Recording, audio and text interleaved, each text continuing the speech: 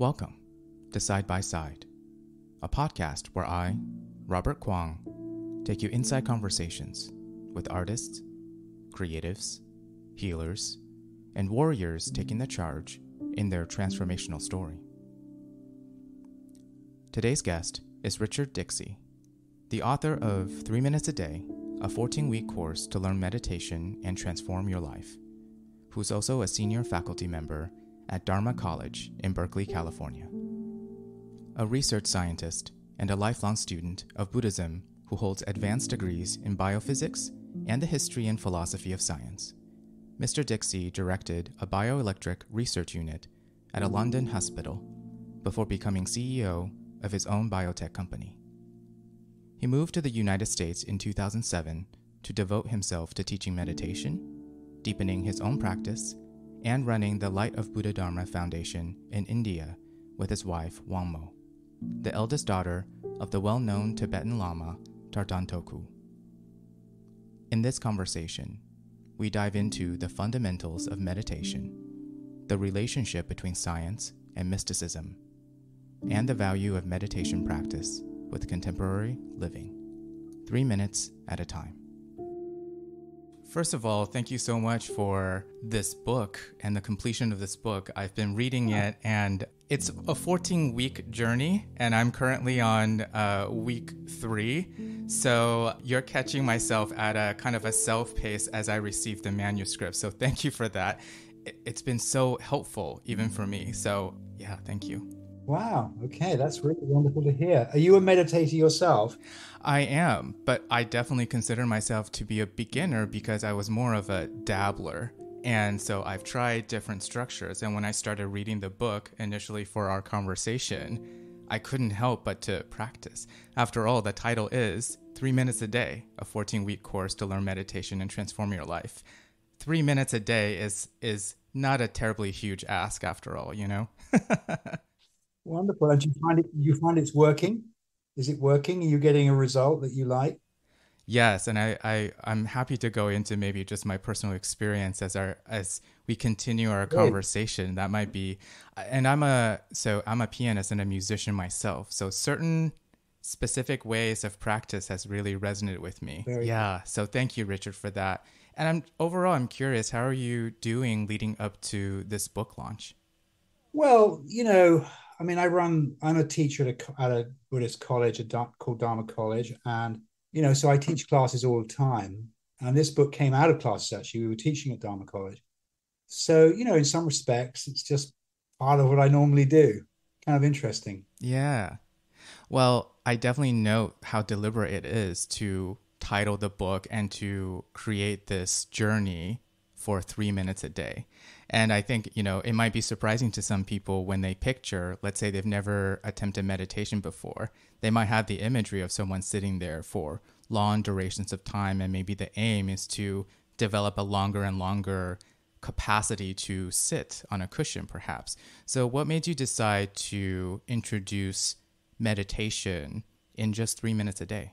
Okay, it's a good, very, very good question. And it leads into what meditation is for. And I think this is where a lot of misconceptions have happened with regard to meditation. So, meditation is part of a great Asian wisdom tradition.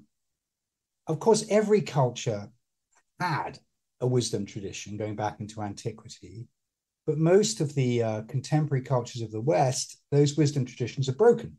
And so we don't have a direct link to what happened in medieval Europe or for example. But in Asia, they're not. And particularly the Buddhist traditions are literally unbroken and go back 2,500 years at least, if not more. And they represent something deeply, deeply interesting to modernity. And this has to do with perception. Now, we're taught in school in contemporary culture that the real world is outside us, black holes, quasars, laws of science, etc. As if we are in a real thing and we are just an onlooker to that real thing. Now, this is a very, very problematic position. because our only experience is personal. The only thing we can ever experience are what comes through our five senses and our mind, emotions, and imaginations. There is nothing else we can actually experience. So the real world is actually that. We, using those inputs, infer a cosmos, a world outside of us by inference, but we don't directly experience it. We only directly experience the inputs from our five senses and our mind and imaginations. So meditation, when you actually boil it down, is how can I look at those inputs themselves, rather than using them to infer the existence of a world outside me? Why don't I look at them themselves? Now, this is a life skill.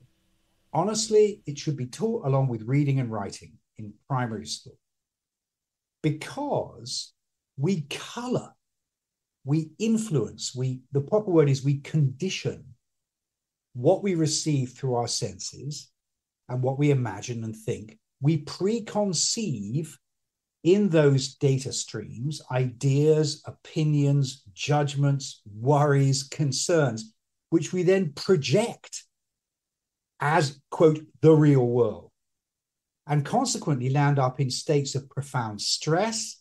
We often make very bad decisions.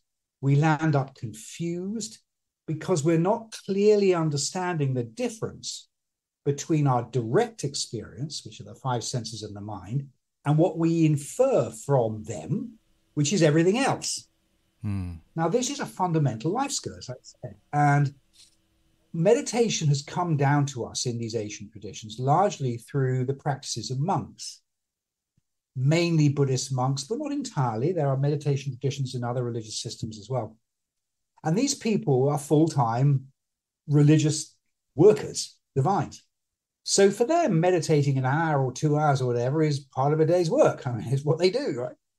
But of course, if you're living in contemporary culture and you're not a monk, then it's suddenly a very different prospect. You're not going to be sitting for hours at a time. A, you don't have the time. And B, why would you anyway? What would be the purpose of doing that? Now, that's what triggered this inquiry. Can you approach the question of looking at your experience as experience, not using your experience to make statements about anything else, looking at your experience as experience in a very short period? And the answer is you can. Because like any skill, the key is to be deliberate, to do something that's effective, and do it every day. And if you do that, whether it's playing the piano, playing the violin, playing golf, it doesn't matter what it is, you will eventually develop a skill base. So in teaching this to classes, I began to realize there really was quite a general approach here. And that's what turned into the book. And what this book is designed to do, it's based on a contract that I make with the reader. I say to the reader, look, all I want you to do is meditate 3 minutes a day. Just tell me you'll do that. And it takes to drink a cup of coffee. And what I will do is I will explain exactly what it is that you're doing and why. And I won't use a bunch of technical language, which doesn't really make a lot of sense. There'll be no religious, paraphernalia on top. It'll simply address perception directly. And the promise is you do that 3 minutes a day for 14 weeks. I will give you a series of progressive exercises, which I will explain. And by the end of the 14 weeks, you'll have access to your own experience as experience in a reliable manner.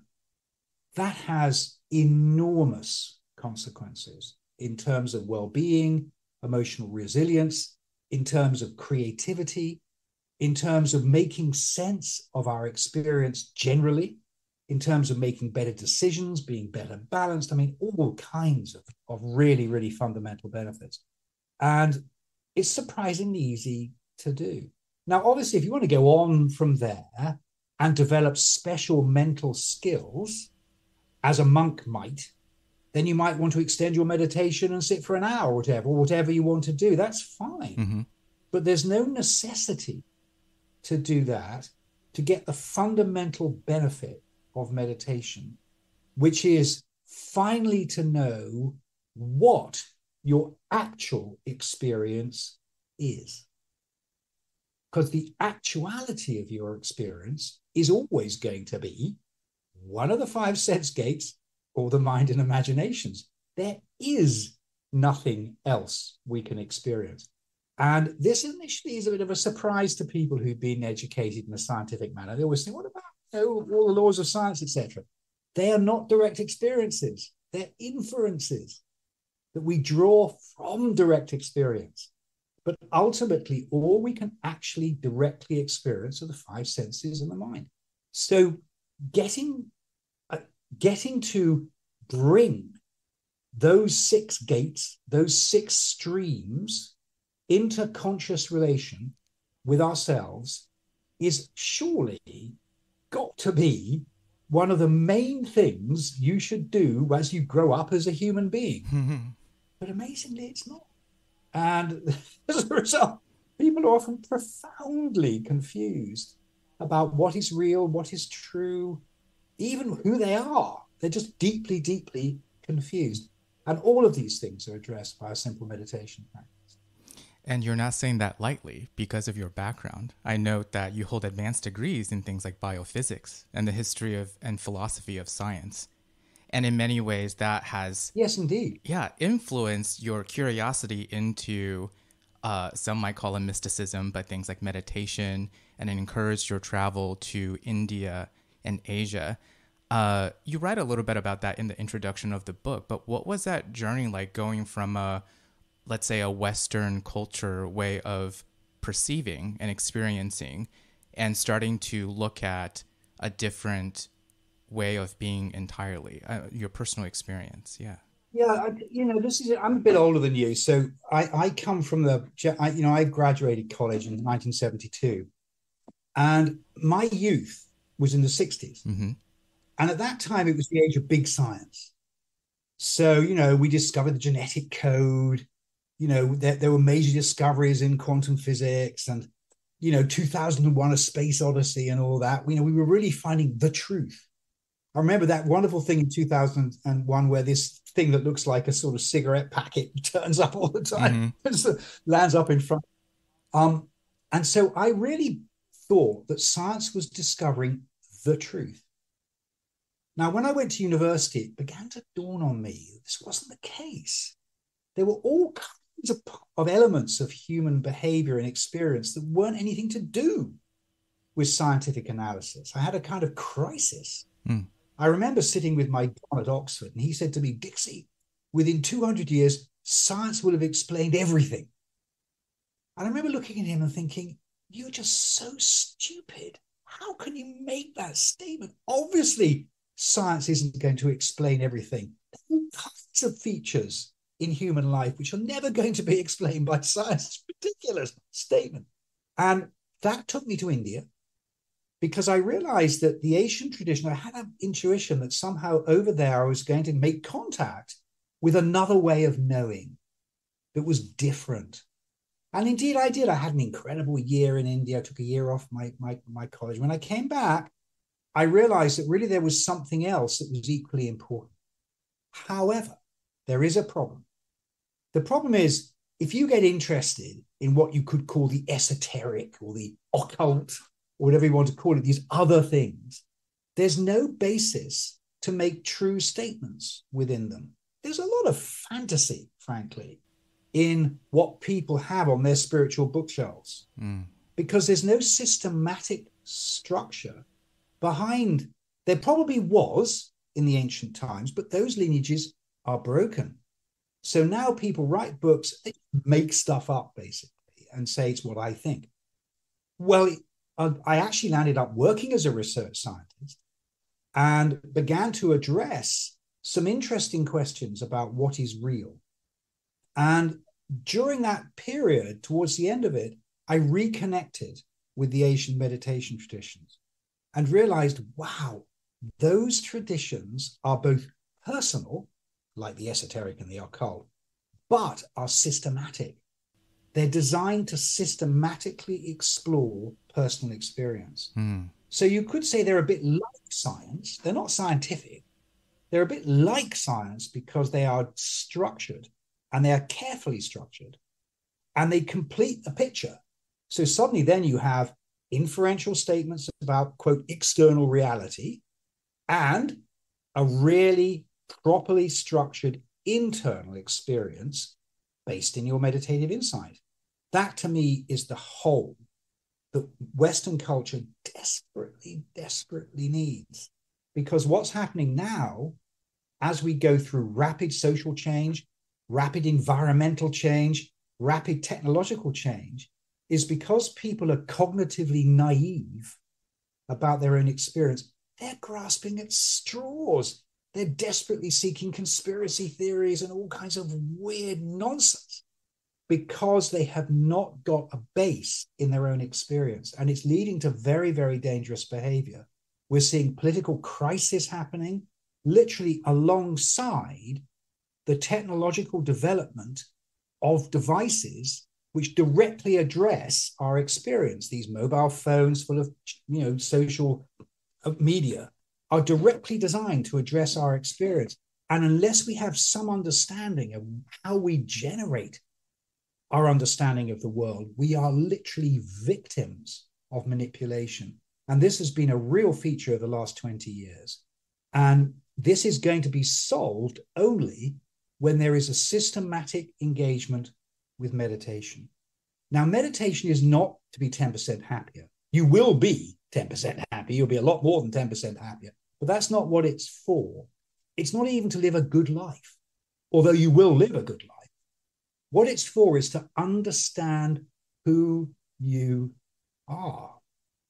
And in our current circumstance, with all of this change, this could not be more important.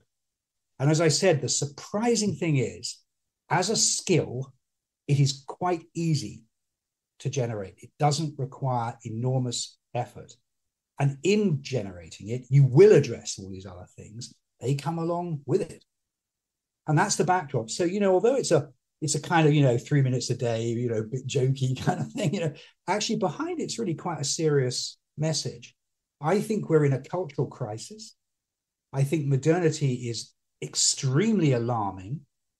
And if we don't get to grips with how we generate a world map by which we live, if we don't get to grips with that process and understand it better, really we're going to go through some very difficult times. And you can see it everywhere you look. This feeling of societal breakdown. And this is addressed directly by being able to see your experience as experience and finally find out who you are in all of this. And of course, we're not some irrelevant onlooker to a, quote, real world. We are the real world. Everything else is something we have inferred about the circumstances we're in. And so, of course, this brings with it a great growth of emotional resilience. We land up able to deal with problems more effectively, and we can take control in a very real sense of our experience. And boy, all of those things are good things to get for 3 minutes a day. Absolutely. My first experience of starting to basically follow the process and the pacing of the book itself, my immediate thought was, of course, this could be easily introduced in a fourth grade classroom, or right before a music lesson, or right before some physical training. In fact, there's a line in your book, you could say in meditation, we're trying to become accomplished athletes or skilled artisans of our own perception. The way my brain kind of jumped was, wow. I've often said this since I've started, mostly just dabbling in meditation, but I wish I had some of that foundations as I was learning piano as the instrument. And now I am sort of integrating it myself and my own pacing of sorts. But this has been an incredible resource, so thank you. Well, I mean, the other thing to say, it's really interesting here. I use music metaphor a lot. Yes. Because people's hunger for direct experience and for non-verbal experience is so great that now we worship actors, sportsman, any performer. And it's very interesting if you go to a concert and you hear a great performer. Of course, they have practiced their scales and they practiced and practiced and practiced. But to be a great performer, you break free of all that training into some new state. And that new state is a state of innate performance, which is quite tangible to the onlookers. And after a great performance, as you know, at the end of it, everybody's just hanging there in this experience. That is really important. And that state is a state we can all access. That state is given to us. We don't have to go to a concert to get that state. We could get that state anytime once we learn how we are with respect to the 6 gates of experience. So in looking at the 6 gates, 5 of them are related to our 5 senses, correct? So people who have never looked at meditation before might be surprised to hear that it is often recommended to keep your eyes open during meditation practice. Could you quickly explain why that might be recommended? Yeah, sure. I mean, the 6 gates, what is the human condition is this? The world existed before we were born.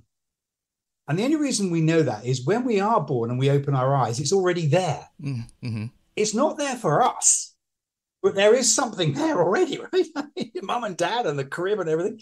So we're born into something, but we don't have an instruction manual. We've got no book that says, okay, you've got 6 senses and this is what you've got to do and the rest of it. We have to make it up as we go along. And unfortunately, what happens is in that making up process, which we call growing up, all kinds of random and accidental things happen to us, all get piled in to the little instruction manual we make for ourselves, which we then live by.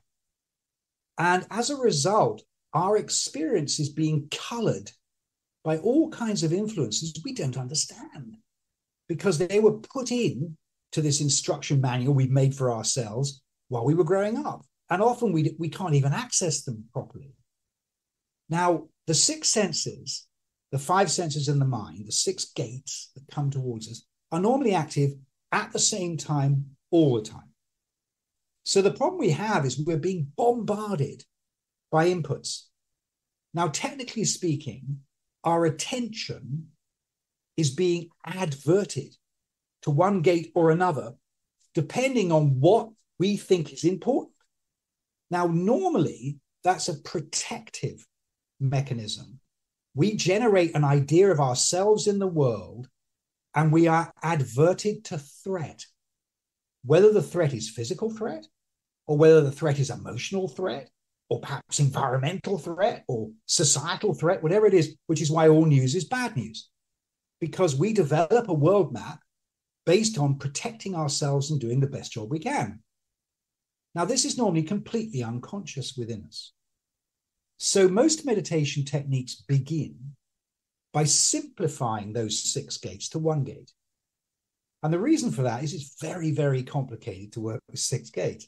So normally, in the classic way meditation is taught in most of the Asian traditions that have come to us in the West, is we look at the sense of touch as the nose, on the nose, as the breath goes in and out of our nose as we breathe during our normal experience of breathing. And this is called, rather confusingly, vipassana meditation. I'll explain why in a moment. But anyway, that's what people think meditation is. No, meditation is any one of those 6 gates. But what you do is take one of them and look at it carefully. So I start off chapter 1, as you know, looking at a candle. And the reason is it's a visual gate.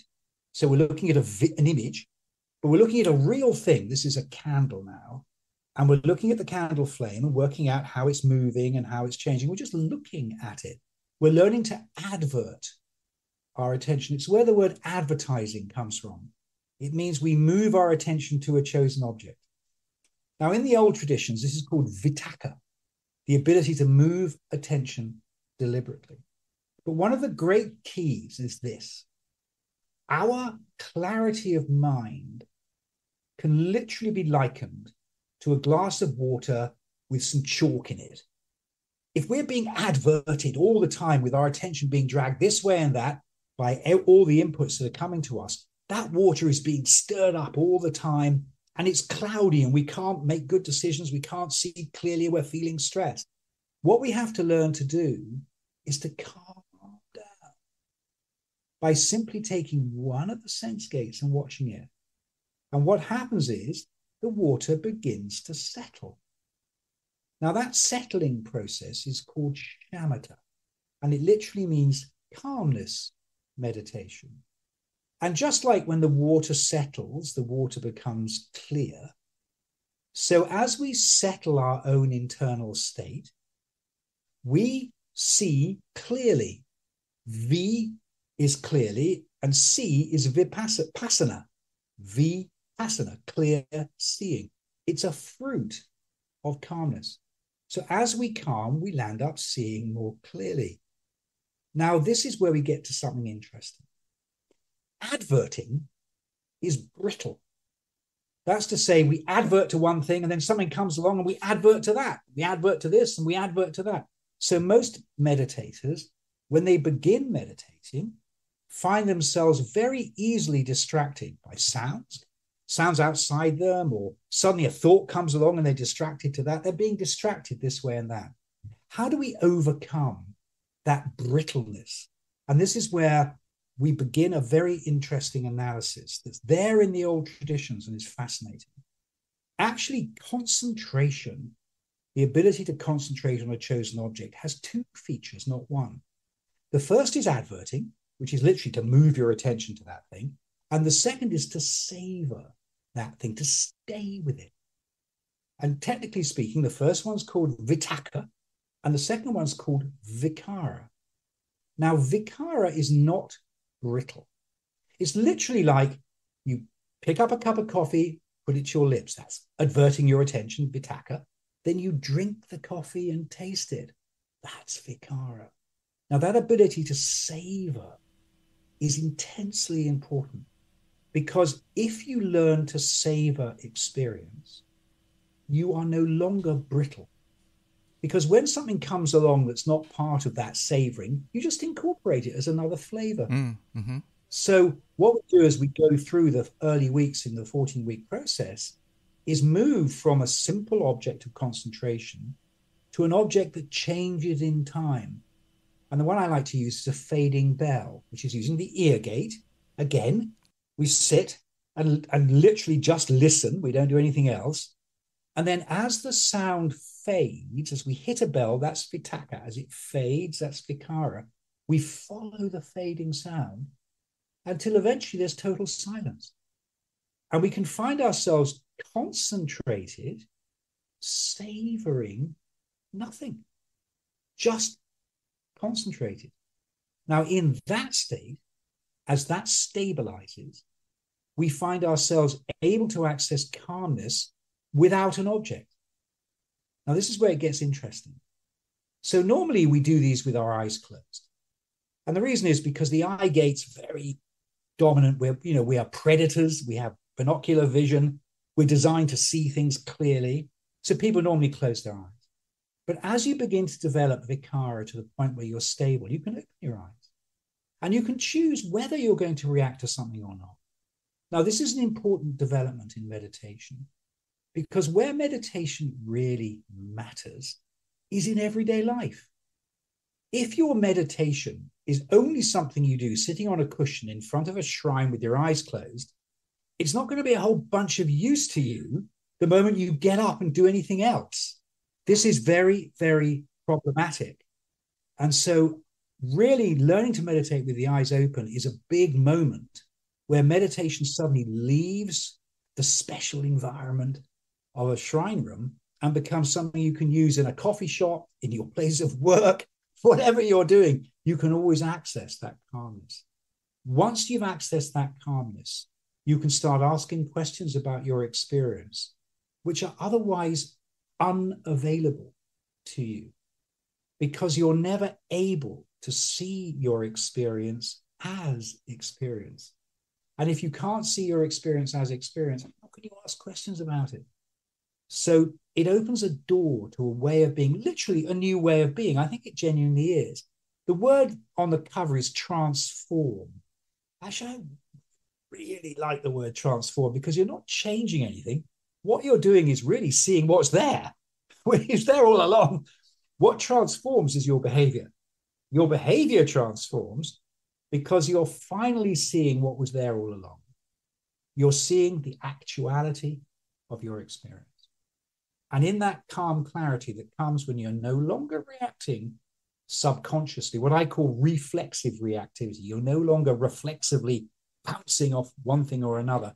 You gradually can ask questions about what you really want, what your real circumstance is, what really matters, and suddenly you'll get answers, which are otherwise just lost in all the noise and stress and stuff that goes on.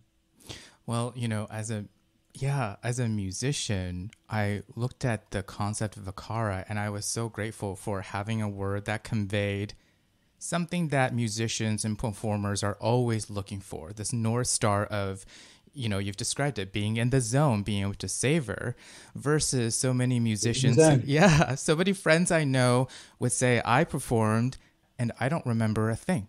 I completely blacked out. They were, they were unable to experience it, basically. And so even when I was... There's a misunderstanding you've introduced here, which is important.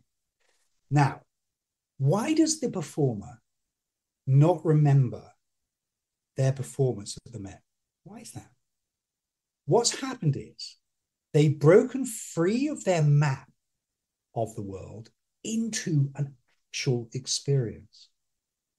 At the time, they were totally present in that experience. Now, this is a deep, deep secret.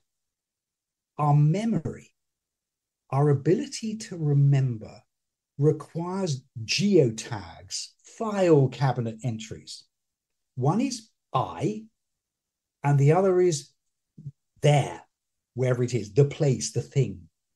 I was playing the piano at the Metropolitan Opera. However, if you break free of the map into the playing of the piano at the Metropolitan Opera, there's no map. There's no map reference. You can't remember it. It doesn't mean it wasn't happening. It's just your memory has deceived you. Mm-hmm. We always remember the past tense. Now, this is a real, real secret. This is called the Maya of time. We remember in the past tense because in the present, we are not there. Right. There is stuff happening, but there's no me doing it. Right. People write books about the ego as if it's something in the world. It is not. It's a filing reference for the Maya of memory. This is a deep, deep secret. And it's why we are so confused, because we remember ourselves as being separate from our actions. Yes. But actually, we are our actions. There isn't someone else pulling the strings. We are our actions. So when you play the piano in the Met and you're totally playing the piano, you are totally one with the performance. That's why people love to hear it, because they can feel this magical unification. Again, it comes from being a meditator. That's exactly what is happening. The performer is moving into a state of profound unity, meditative unity. That's why it's so beautiful. But that's why they can't remember it. So there's a misunderstanding that sometimes occurs, particularly with this term mindfulness. Very problematic word, because it's not actually mindfulness at all. It's really remembering. It's what it is. Anyway, so this word mindfulness, the idea is somehow we are going to be present at all times. But as I've just said, we are a map reference. We can't be present at all times because we are merely a filing reference. There can be presence at all times, but we won't be there because we were never there in the first place. All we were was a geotag, a file locator that enabled our memory to place us there in the process of recollection. That's all it is. There's the enigma of the ego. And that's why it's called a Maya. It's an illusion. It's profoundly important. recognition of our actual circumstance. So when you watch a great performer, a great athlete, it doesn't matter, it's anyone who's up against a performative act, as they enter unification and totally do it, whether they're playing baseball, tennis, performing a musical instrument, an actor, it doesn't matter what it is, they enter a state of unification where they are one with their performance. That is totally enthralling for an audience. It's just so enthralling to see it. People are locked in because they are there too. And they have that blissful feeling of no longer being in a map of reality, but being actually in reality. Yes. Will they remember it? No, they won't, because their memory will never access it.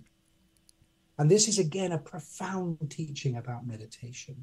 Because why are we so worn out? Why are we so stressed?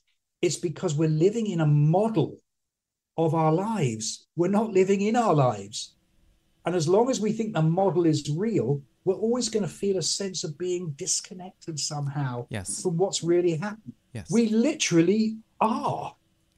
So meditation is not about abiding in some calm place where I can watch the world. That's a total misunderstanding. Meditation is about being in the world totally. There's no I there. To do that, we have to understand the sixth gate. And gradually, as we do so, we can learn to stop the world. And what I mean by that is we stop the map. And as we look around, we realize, wow, there's a whole world here that's not part of the map. Something else. This is the big discovery that meditation offers. Wow. It's totally magical. Again, this could easily be a masterclass for music students, you know, as opposed to when I went through conservatory and I'm classically trained. So there's that tradition, you know, listening to an idea and practicing meditation versus trying to get there through practicing 6 hours a day and whatnot, right? The grueling. But of course, you need both is the answer. Let's be clear. There's a wonderful story about a famous golfer called Jack Nicklaus. You probably know this guy. He was a famous golfer. He's retired now. He used to hit holes in one the whole time. And it's always called a lucky shot. And he did this quite regularly. And once a journalist said, Mr. Nicklaus, why are you so lucky? And he said, son, the more I practice, the luckier I get. Mm-hmm. So interesting. The more I practice, the luckier I get. Yes. Now, again, of course, you've got to learn to play the piano. In meditation, we have to learn to look at the six gates. It's a skill. Then, with that skill, it opens the door to transcend the skill into true performance. There's always a process of learning that then needs to be transformed. And of course, we all know Glenn Gould playing the Goldberg variations, and there he is humming as he's playing, you know, that recording. He's humming because he's totally in the performance. He's totally lost any conception of recording anything. He's just playing and humming as he goes along.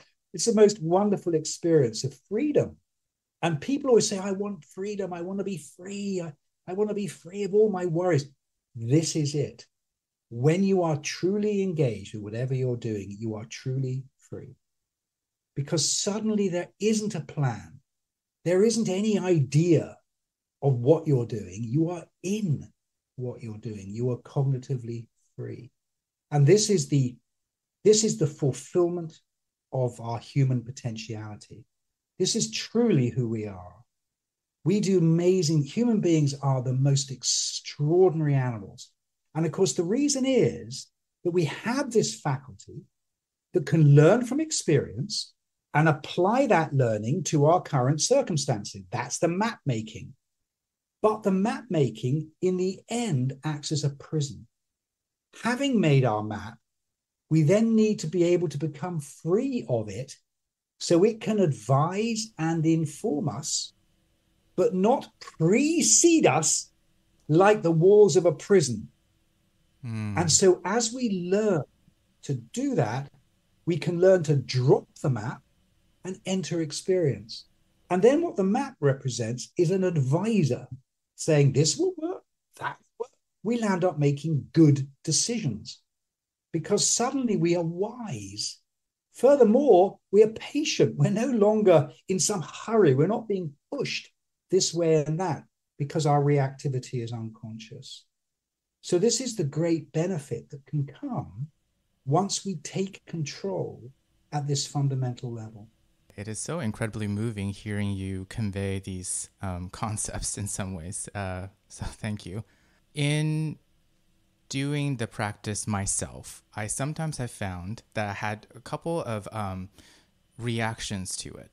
One was I wanted to go for longer. And in fact, in the book, you recommend, please, make it deliberate to be 3 minutes.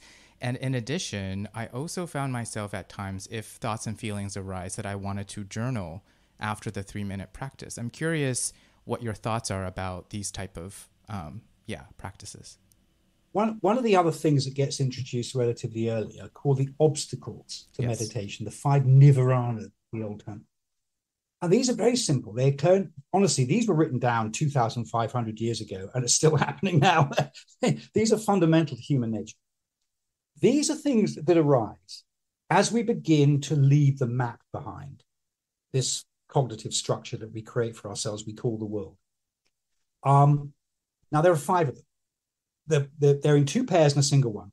The 2 pairs are agitation and dullness, attraction and aversion, second pair, and doubt makes 5. Those are the 5 nivaranas.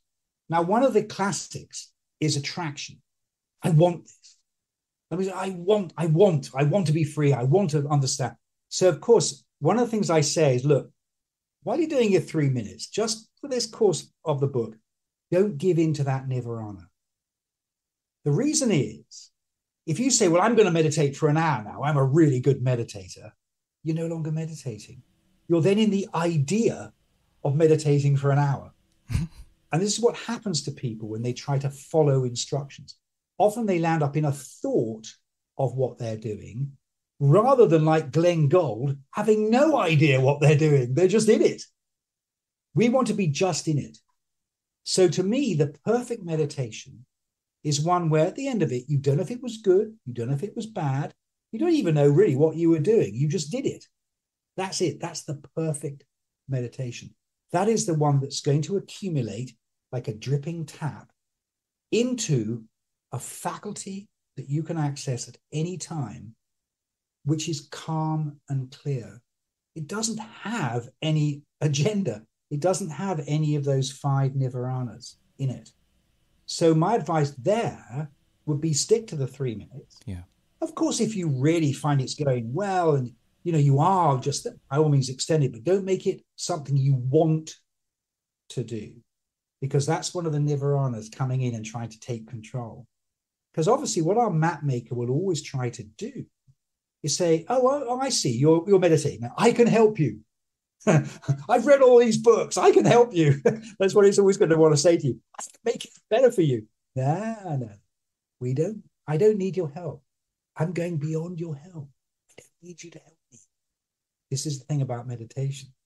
Meditation ultimately must be beyond instruction, just like a great pianist must go beyond the scales and the music into the performance. It's the same thing. You've got to transcend the training completely.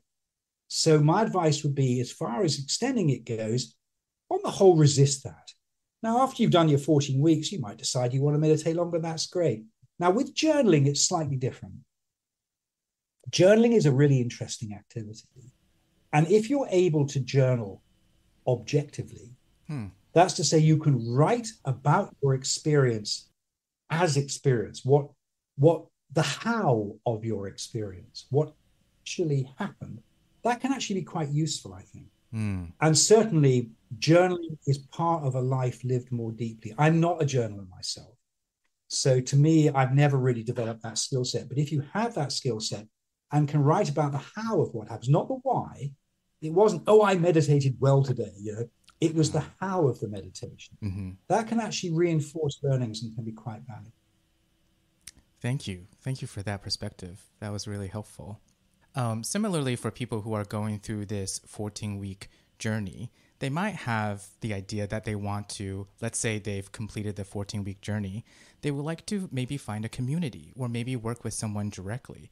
Is there anything that you tend to encourage people to consider when they're, let's say, trying to find a group or is considering doing group practice? There are two things to say.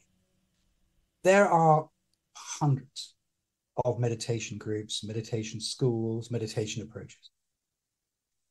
The problem for the newcomer to this very rich, complicated world is they have no idea what meditation is. So it's very hard for them to make a decent choice. Now, my hope, one of the minimal hopes I have with this book, is at the end of the 14 weeks, they'll have an idea what meditation is. They'll be able to choose much more precisely what works for them and what doesn't, because they'll know what meditation is. So the first point is, just if you get to the end of the 14 weeks, you'll have a pretty good idea of what meditation is. Then you might be attracted by one approach or another. That's great. And you go ahead and do it. And when it stops working for you, you can leave. You don't feel like you failed, because in many ways, you are already a master. You may have only mastered 3 minutes a day, but you've nonetheless got a body of experience that you actually own, that is yours, and consequently you can use it to make good judgment. That's the first point. Obviously, I run a meditation school myself, Dharma College, dharma-college.com. It's on the back page of the book. And we offer lots and lots of classes about how we make the world. And I also offer meditation classes there. And so that might be a place people want to come. But there are many, many other communities too. And there are many, many other different styles. And the reason for this is that our map making limits our capacity to a very, very small percentage of what is possible. We land up being reactive against a very limited set of learnt responses.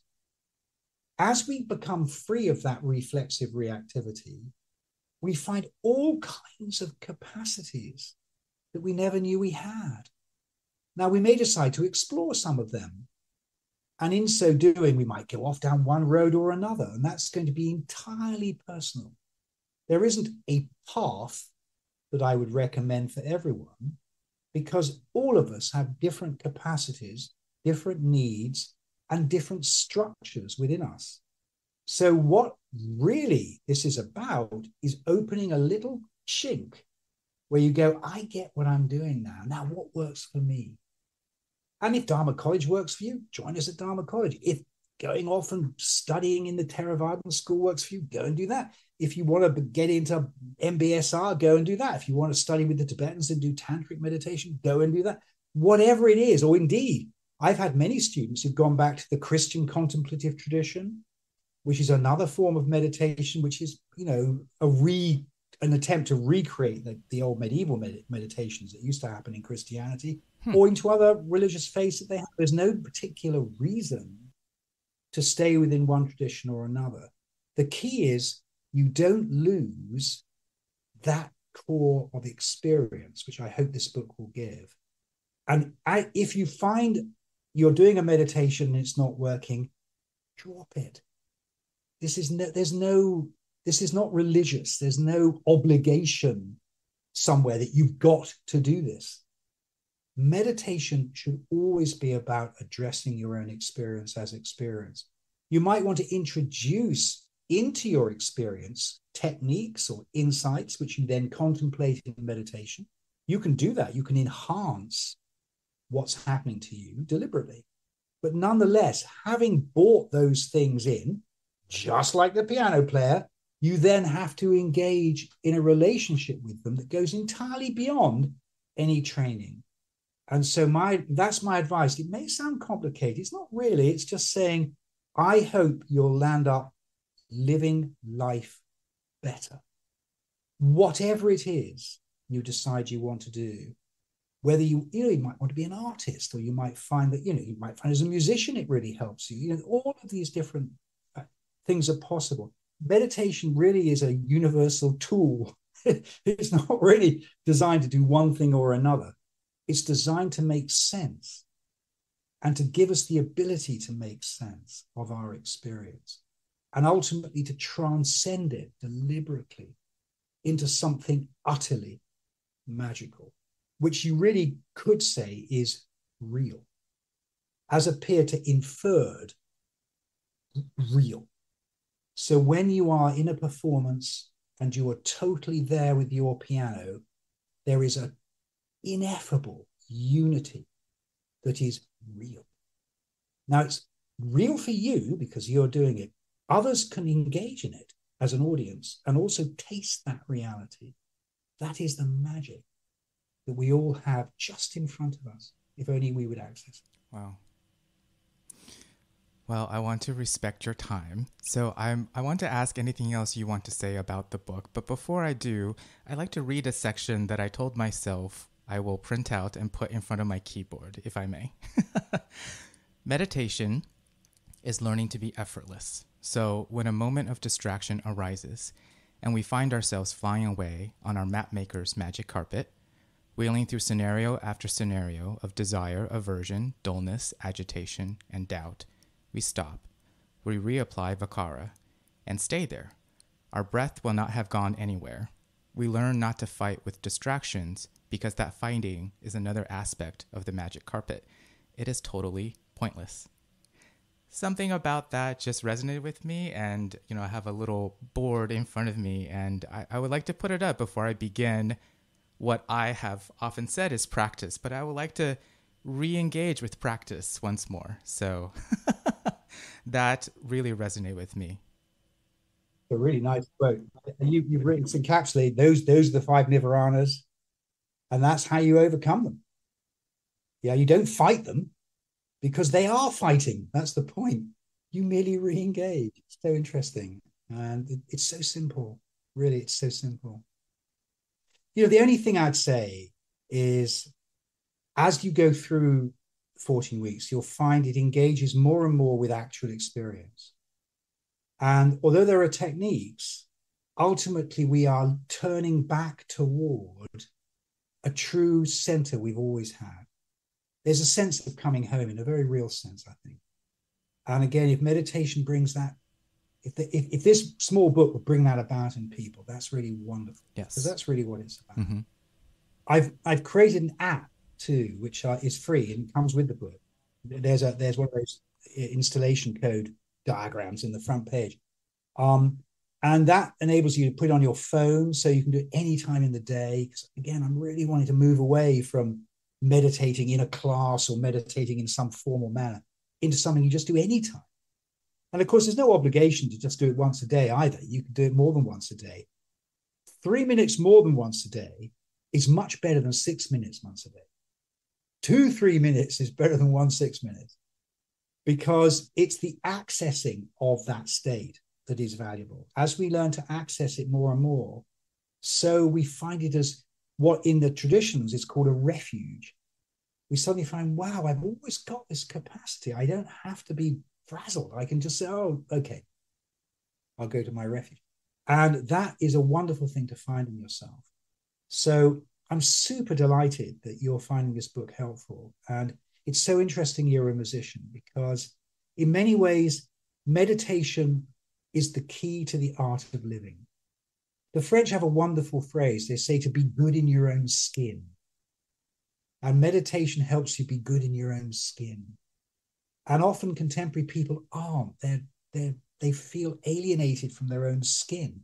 They may be very effective. They may be able to concentrate very well and achieve many things, but they're never relaxed. They're always like having to kind of adjust all the time. And that's because they've been disconnected in a very fundamental way from their actuality. As you become good in your own skin, so you find yourself able to be clear about what really matters and what really doesn't. And again, that discrimination is so valuable, because we're surrounded by this smorgasbord of opportunities which are growing all the time as technological progress happens. We're literally surrounded. And so many of these things have no value. They take our time and they make us do things that really we shouldn't be doing. And so having the capacity to rest, calm, and clear is the grapefruit. And it's not a religious thing. It's just a life skill to be good in your own skin. So I'm delighted. And of course, I play the guitar, and Oh, wonderful. I know very well about music. Yeah, it's the same thing. When you play a musical instrument and you find yourself playing it nicely, somehow there's something so beautiful about that relationship. It's full in itself. It doesn't need anything else. It's a full relationship already. And all I'm saying is all of our senses can offer this. Any sense, anything. Ultimately, the most valuable of them all is the mind itself. Once we engage with our own mind as we would a piano or a guitar, anything is possible, because our minds are truly extraordinary. We are so narrow in the way we use our minds because we limit them to a little set of categories we've learned during our upbringing and education. As we engage with our minds without those categories, realms open that we otherwise have no idea were there. It's literally infinite. And so there is a huge potentiality we all carry. It is the potentiality of being a human being. You know, I'm sure we can go on for so much longer. I have so many, random kind of small specific questions, but I really enjoyed this conversation, and thank you for really espousing these truths. And as someone who is going to go through this 14-week journey as a musician, I cannot stop making the connections between the two. So this has been such an enlivening conversation for me as a human, but also as someone who wants to empower the arts and our humanity and all of that. So thank you for your time today, Richard. Feel free to be in touch anytime, honestly. Delightful to talk to you. Thank you for tuning in. Listeners are welcome to connect with me over Instagram and LinkedIn. You just have to search my name, and I love to hear from you. If you'd like to learn more about my work as a coach and artist, please visit www.robertkwonghome.com.